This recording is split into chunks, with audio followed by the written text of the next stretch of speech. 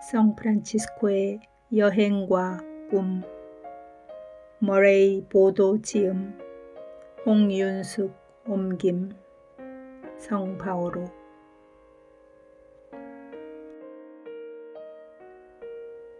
제3부 영원한 여행, 영원한 꿈. 생애 마지막 날. 생애 마지막 날이 가까웠을 때 프란치스코는 이탈의 새로운 수준에 도달했다. 그리고 거기에 도달했을 때 자기 마음의 마지막 은신처로부터도 마침내 해방되었다. 그는 젊었을 때 아시시에서 평범한 죽음을 맞이하는 일이 없도록 모든 사람에 대한 사랑을 마음에 품고 멀리 넓은 세계를 여행할 수 있게 해달라고 예수님께 청했다. 하지만 그 기도를 들어주시어 형제들의 수가 불어나서 글자 그대로 온 세계로 퍼져나가게 된 지금 형제들의 뒷바라지나 그들에 대한 책임이 그의 어깨 위에 무겁게 내려앉았다. 조금 지나치게 범위를 넓힌 것이 아닐까. 힘의 한도를 분별하지도 않고서 사실은 야심에 얽매였던 것은 아니었던가 하고 자문하는 때도 많았다. 그런데 어느 날 형제들이 당초의 꿈을 잃어감을 한탄하고 있을 때 돌연 그 고민이 머릿속에서 사라져버렸다. 왠지 그 이유는 알 수 없으나 고민을 그만두고 만 것이다. 그는 의문을 품고 걱정하고 한탄하고 있었지만 그가 너무 마음을 쓰기 때문에 오히려 그리스도께서 그 꿈을 영원히 간직하지 못하게 하고 있음을 이제 그는 알게 되었다. 지금이야말로 그의 소망은 그리스도가 십자가 위에서 좌절하셨던 것처럼 좌절을 맛보는 것이었다. 자신의 실패, 결정적인 좌절감, 쇠약해진 몸, 이것들이야말로 꿈이라는 모자이크를 완성시키는 최후의 작은 조각이었던 것이다. 꿈 그 자체가 그의 마음이 의지하는 최후의 보루였다. 지금 최종적으로 그것을 버림으로써 그리스도와 모든 형제들에게 꿈을 돌려줄 수 있다는 것도 알게 되었다. 그래서 그는 하늘의 아버지이신 하느님이 인내의 한도를 넘는 고통을 십자가 위에서 내려주십사고 빌었다. 그때야말로 나의 하느님 어찌하여 나를 버리시나이까 라는 부르짖음이 자신의 완전한 파멸을 맛보게 하고 꿈에서도 완전히 해방될 수 있게 할 것이다. 그 꿈은 영원히 온 세상 사람들의 손에 건네질 것이다. 꿈은 하느님에게서 오는 것이며 그것을 지닐 수 있게 되는 것도 오직 하느님에 의한 것이다. 인간의 인내는 사랑하는 힘이 다하는 그 지점에서 완성되는 것이다. 길 위에서. 프란치스코는 생애의 대부분을 길 위에서 보냈다. 어딘가로 갈 때가 있었는가 하면 돌아올 때도 있었다. 자신과 마찬가지로 나그네로 사는 사람들도 보았다. 프란치스코가 기억하고 있는 아버지의 마지막 모습도 나그네였다. 실제로 아버지는 언제나 이탈리아 북부나 남부의 프로방스 지방으로 여행을 하고 있었다. 어머니는 집안에 꼭 들어앉아 있었지만 아버지와 프란치스코는 그 어머니로부터 멀리 떠났다가 다시 가까이 다가왔다가 하면서 끊임없이 움직이고 있었다. 이런 나그네 기질이 그의 생애 전체에 동적인 활기를 부어주고 있었다. 그는 어머니에게서 온순함과 따스함과 음악과 시의 재능을 이어받았다. 이것들은 모두 프랑스의 프로방스 지방의 특징이라고 할 수 있다. 아버지가 맨 처음 어머니를 만난 것은 견직물을 사러 프로방스 지방으로 갔을 때의 일이었다. 아버지는 어머니를 아시시로 데리고 왔다. 그 후 어머니는 평생토록 그 마을을 떠나지 않았다. 아버지는 그 뒤에도 프랑스 여행을 되풀이하고 있었다.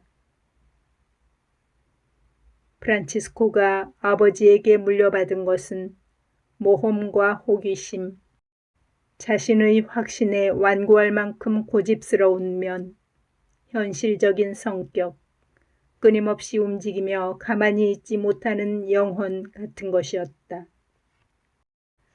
프란치스코의 마음속에 남아있는 아버지의 모습은 언제나 아시시를 떠났다가 돌아오는 여행자의 모습이었다.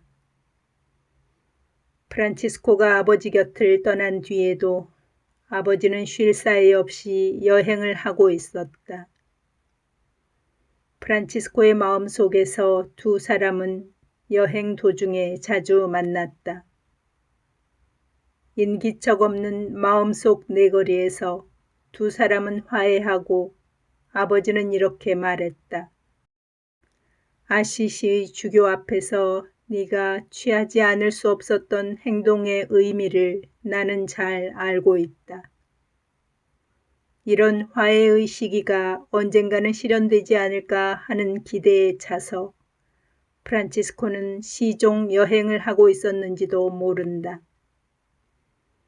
어쩌면 마음속으로는 은근히 자신의 상상이 실현될 날을 꿈꾸고 있었을지도 모른다. 지금 죽음을 눈앞에 둔 흐린 의식 속에서 화해가 정말로 실현되었는지 아니면 상상에 불과한 것이었는지는 자신도 잘 분간할 수 없었다. 그는 문득 누워있는 천사의 성모 마리아 수도원의 오두막을 떠나 다시 한번 여행길에 오르고 싶었다. 아버지는 벌써 돌아가신 것일까? 그렇다. 아버지는 그날 귀도주교의 눈앞에서 돌아가셨다. 아니면 훨씬 뒤에 돌아가셨을까? 지금은 아무래도 좋다. 이제 곧 하늘에 계신 아버지 곁으로 돌아가게 된다. 그래서 하느님과 대면했을 때 하늘의 아버지는 지상의 아버지에 대해서도 이야기해 주실 것이다. 아버지와의 화해가 이제 가까워졌다는 것을 프란치스코는 알고 있었다. 그가 꿈꾼 내거리는 이 시공 가운데는 없었다. 그것은 모든 눈물이 닦이고 온갖 상처가 고쳐지는 이 시간 밖의 다른 차원에 존재하고 있었다. 그렇다. 그는 그것을 잘 알고 있었다. 이제 곧 아버지 피에트로와 프란치스코는 화해의 손을 맞잡게 되어 두 사람의 마음이 다시 하나로 맺어지게 되는 날이 머지않아 실현되리라. 이런 꿈을 주신 데 대한 감사의 노래를 프란치스코는 마음속으로 소리 높이 노래했다.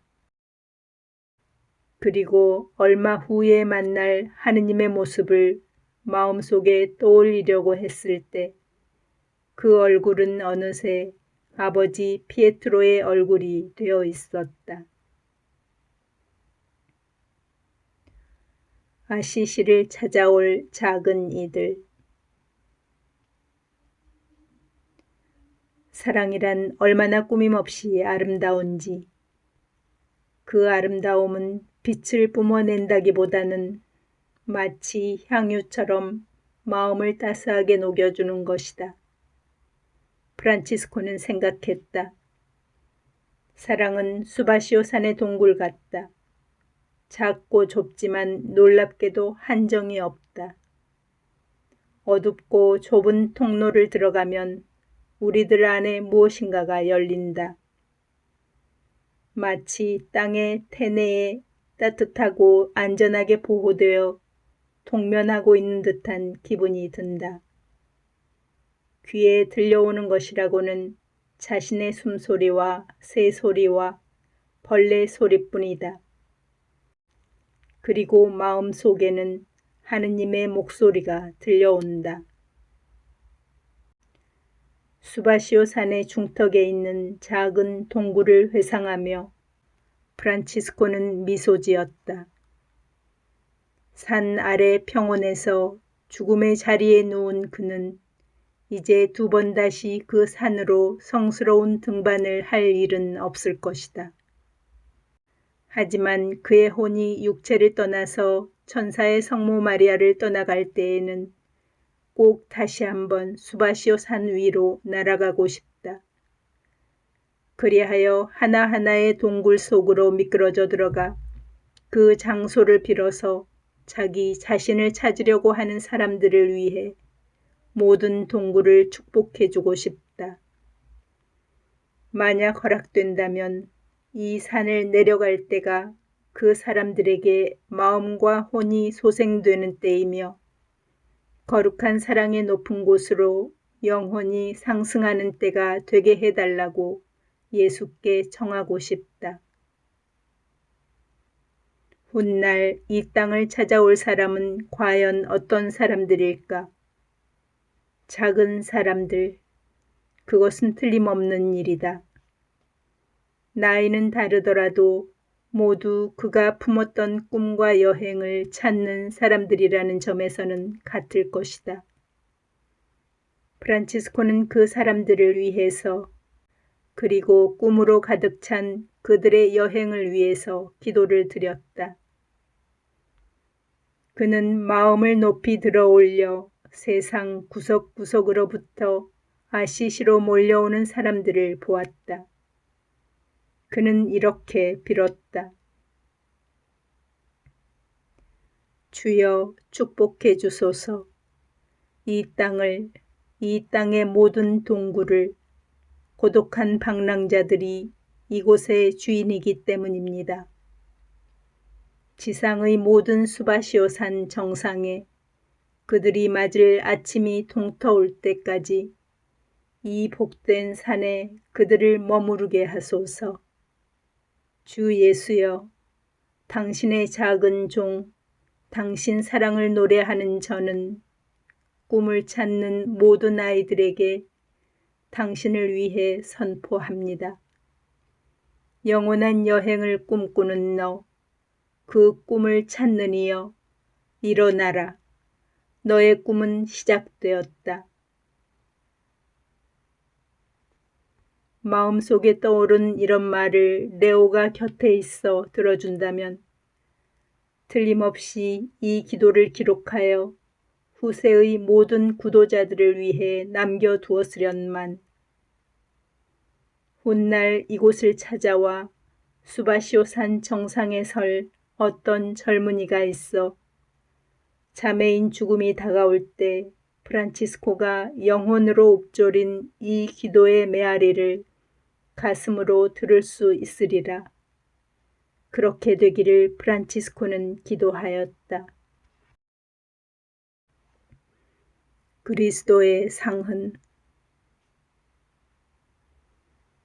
예수님께서 만져주실 때의 감촉, 주께서 손을 우리 손 위에 얹어주실 때 온몸을 뚫고 지나가는 그 전율, 라베르나 산 위에서 체험했던 그리스도의 감촉은 방랑하는 자였던 프란치스코의 생애 마지막 날까지 2년 이상에 걸쳐서 매일 그의 마음속에 타오르고 있었다.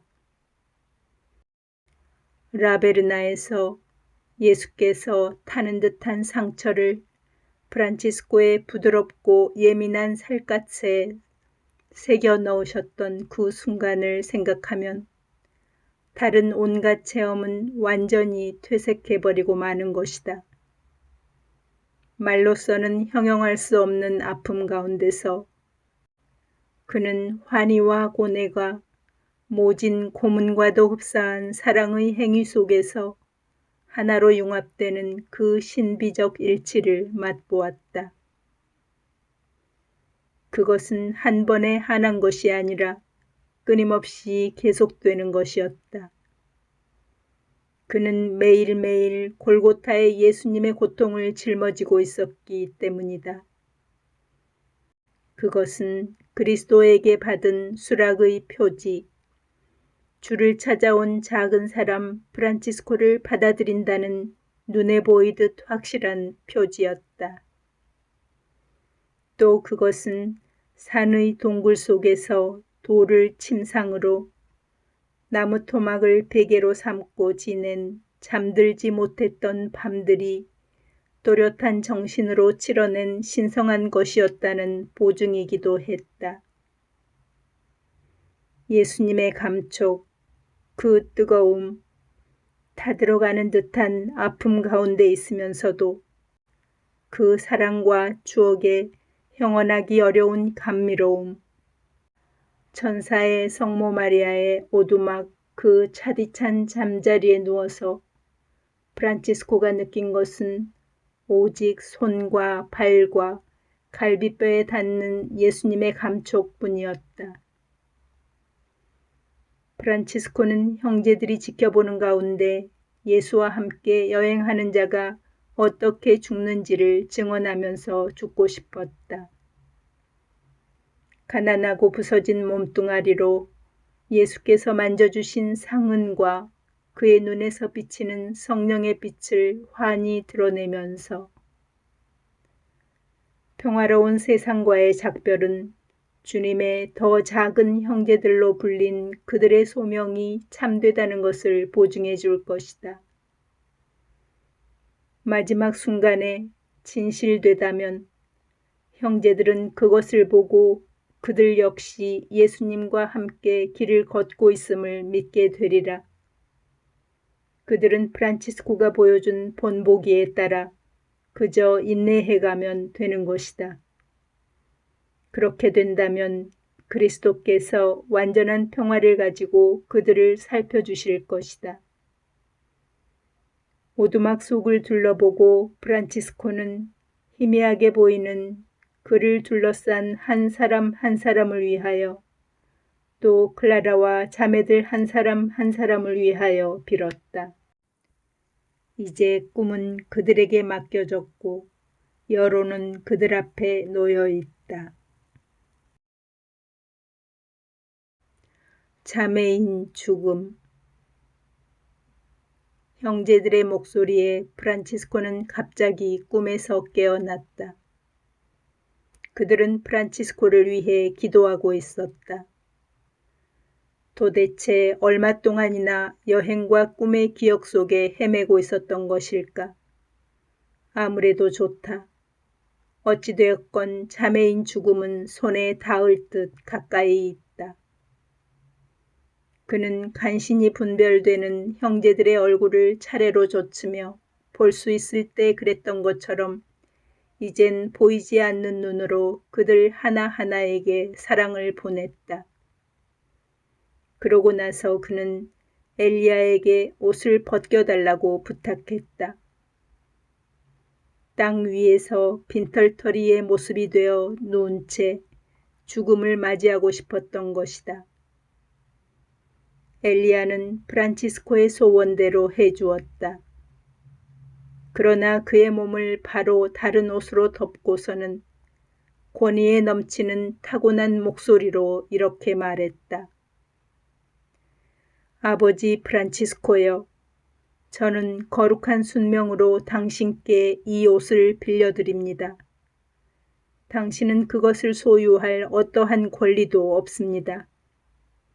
그러므로 저는 그 옷을 벗어버리거나 남에게 주어버리는 것을 금지합니다. 프란치스코는 황홀경에 젖었다. 청빈의 귀부인은 이 마지막 시간에 형제 엘리야를 보내어 프란치스코로부터 자기의 의지를 세우는 자유를 거두시고 그와 동시에 자기의 것을 무엇 하나 몸에 걸치지 않고 죽고 싶다는 신념에 충실할 수 있도록 해주신 것이다. 차가운 땅 위에 누운 그의 온 몸을 최후의 기쁨의 충격이 꿰뚫고 지나갔다. 지금 그는 형제이며 또한 주님이신 예수님과 똑같이 가난한 모습으로 남에게서 빌은 옷에 쌓여 죽어갈 수 있는 것이다. 일어날 힘이 남아있지 않다는 것도 기뻤다. 자기는 예수님처럼 나무에 매달려서 예루살렘의 하늘을 배경으로 높이 들어 올려진 채 죽을 가치가 없다. 땅 위에 납작하게 누워 바닥의 흙을 손에 쥐고 그는 예수님이 맞이하러 와 주시기를 기다렸다. 예언자 엘리야의 모습이 환상처럼 머리에 떠올랐다. 그는 이 예언자가 과부의 아들 위에 포개질 듯이 몸을 구부리고 소년에게 숨결을 불어넣고 있는 모습을 보았다. 프란치스코의 마음 속에서 예언자와 소년의 모습이 하나로 녹아들었다. 예수님이 오시는 것도 이런 모습이었으면 하고 그는 생각했다. 손과 손, 상처와 상처는 하나로 녹아들어 하나가 되리라. 그리고 프란치스코는 완전히 그리스도 안에서 부활하겠지. 그분의 살에서 나온 살로 부활하리라. 그리고 그의 여행은 끝나며 그는 참된 자신이 된다. 예수님 안으로 사라지는 것이다. 그래도 프란치스코이긴 하지만 동시에 신성한 연인이신 그분과 영원히 하나로 맺어진 채로 형제들은 이제 흐느끼면서 큰 소리로 기도하고 있었다. 그러나 프란치스코에겐 아무것도 보이지 않고 아무것도 들리지 않았다. 그의 보이지 않는 눈은 못 박힌 것처럼 꿈꾸어 왔던 분이 다가오는 것을 지켜보고 있었다. 자, 작은 참새여, 나다. 그리고 주님은 프란치스코 쪽으로 몸을 구부리셨다. 하지만 형제들의 눈에는 반쯤 몸을 일으킨 프란치스코가 앞으로 몸을 기댄 채 감은 눈으로 환한 미소를 짓는 모습밖에는 보이지 않았다. 그는 두 팔에 귀한 선물을 안고 있는 것처럼 보였다. 그러고 나서 완전히 편안해진 모습으로 다시 땅에 반드시 누운 모습이 마치 가슴 위에 그 선물을 끌어안고 있는 듯이 보였다. 그는 주님의 손 안에서 숨을 거두었다.